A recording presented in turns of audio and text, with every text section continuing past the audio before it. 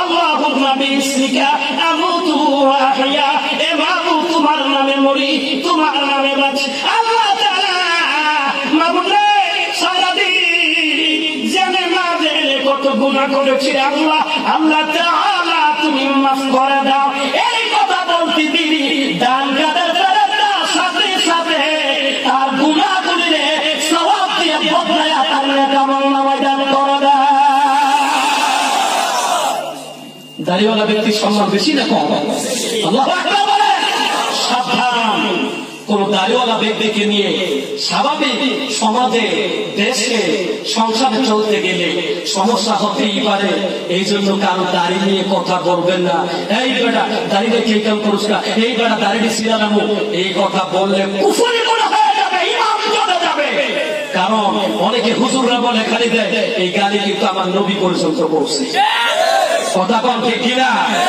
সাবধান, হাসতে হাসতে মানুষ এমন কথা বলে কবিরা গুনাহ হয়ে যায়, হাসতে হাসতে মানুষ এমন কথা বলে ঈমান পর্যন্ত চলে যায়। কথা কম ঠিক কিনা?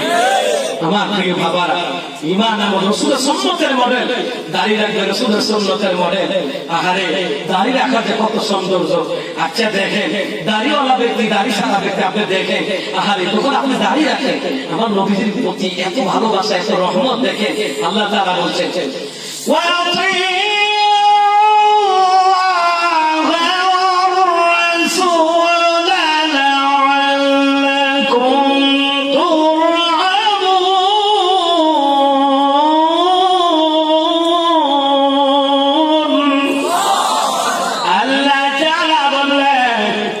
যারা আল্লাহ এবং আমার নবীজির ইতাআত করে, যারা ইমানদার, যারা নেক আমল করে, আমি আল্লাহর বিধান মতে নেক আমল করে, আমার নবীজির তরিকায় নেক আমল করে, এদের উপর 1 ঘন্টা 2 ঘন্টা নয়, 24 ঘন্টা প্রতি মুহূর্তে মুহূর্তে আমি আল্লাহ রহম দান করি রে।